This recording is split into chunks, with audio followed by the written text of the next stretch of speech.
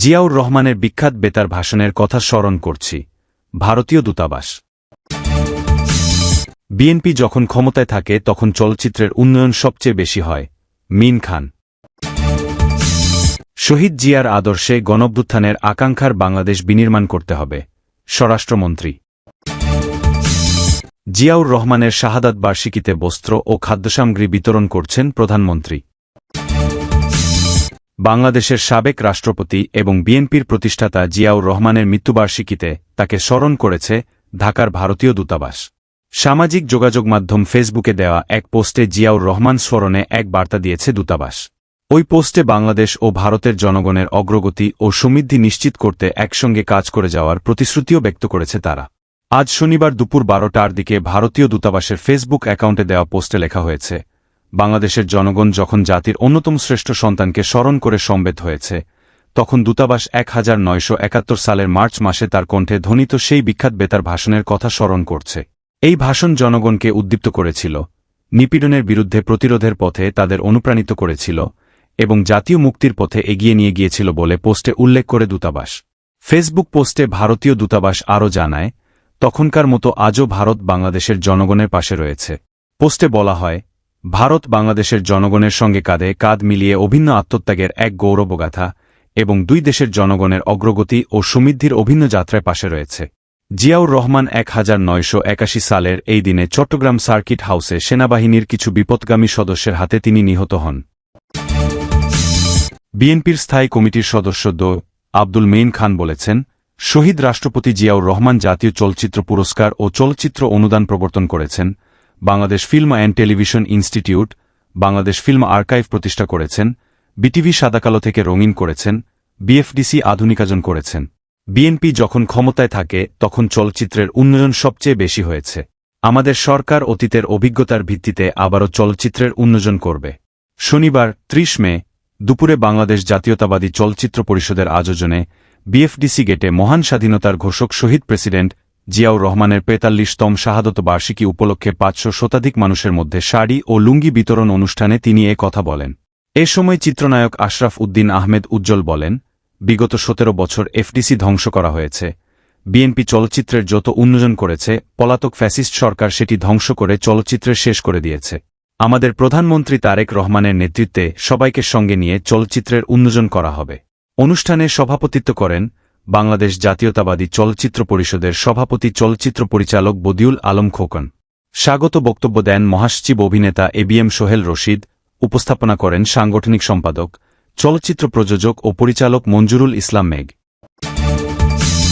শহীদ রাষ্ট্রপতি জিয়াউর রহমানের আদর্শে উদ্বুদ্ধ হয়ে ২০২৪ সালের গণঅভ্যুত্থানের মূল আকাঙ্ক্ষা অনুযায়ী একটি বৈষম্যহীন, গণতান্ত্রিক ও সমৃদ্ধ বাংলাদেশ বিনির্মাণে সকলকে ঐক্যবদ্ধভাবে কাজ করে যেতে হবে বলে জানিয়েছেন স্বরাষ্ট্রমন্ত্রী সালাহুদ্দিন আহমদ।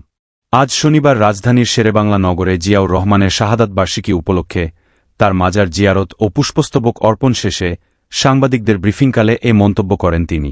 মন্ত্রী বলেন, আজকের দিনটি বাংলাদেশ জাতীয়তাবাদী দল বিএনপি এবং এ দেশের সমগ্র গণমানুষের জন্য অত্যন্ত দুঃখভারাক্রান্ত ও স্মৃতিময় একটি দিন। শহীদ রাষ্ট্রপতি জিয়াউর রহমান আমৃত্যু বাংলাদেশের স্বাধীনতা, সার্বভৌমত্ব এবং অগ্রগতির অতন্দ্র প্রহরী হিসেবে অনন্য ভূমিকা পালন করে গেছেন।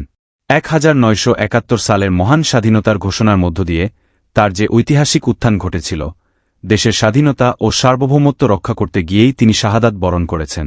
সালাহুদ্দিন আহমদ বলেন, বাংলাদেশের স্বাধীনতা, সার্বভৌমত্ব এবং গণতন্ত্রের মূল ঠিকানা হচ্ছে শহীদ রাষ্ট্রপতি জিয়াউর রহমান এবং দেশনেত্রী বেগম খালেদা জিয়ার প্রদর্শিত পথ। আমরা এই গভীর শোককে শক্তিতে পরিণত করেছি।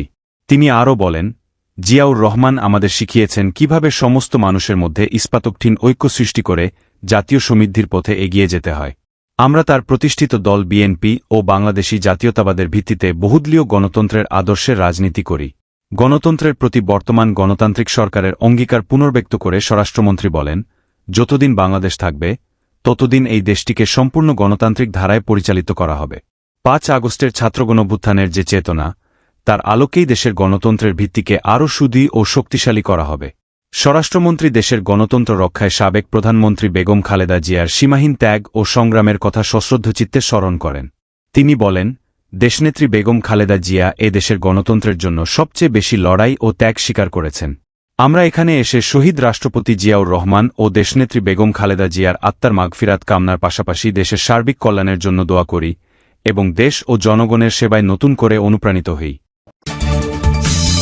বিএনপির প্রতিষ্ঠাতা ও সাবেক রাষ্ট্রপতি জিয়াউর রহমানের ৪৫তম শাহাদাত বার্ষিকীতে দরিদ্র ও দুস্থ মানুষের মধ্যে বস্ত্র ও খাদ্যসামগ্রী বিতরণ কর্মসূচি শুরু করেছেন প্রধানমন্ত্রী ও বিএনপি চেয়ারম্যান তারেক রহমান।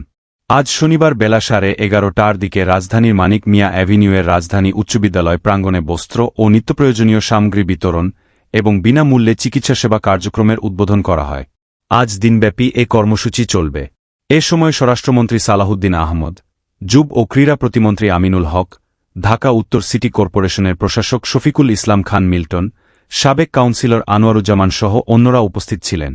প্রধানমন্ত্রী তারেক রহমান দিনের বাকি সময়ে ঢাকা উত্তর ও দক্ষিণ সিটির আরও ১৬টি জায়গায় দরিদ্র মানুষকে খাবার ও কাপড় দেবেন। এর আগে সকালে শেরেবাংলা নগরে জিয়াউর রহমানের কবরে শ্রদ্ধা নিবেদন করেন প্রধানমন্ত্রী। জিয়াউর রহমানের ৪৫তম শাহাদাত বার্ষিকী উপলক্ষে বিএনপি এবং এর অঙ্গ ও সহযোগী সংগঠনগুলো দেশব্যাপী বিভিন্ন কর্মসূচি পালন করছে। জিয়াউর রহমান ১৯৭৮ সালে বাংলাদেশ জাতীয়তাবাদী দল বিএনপি প্রতিষ্ঠা করেন।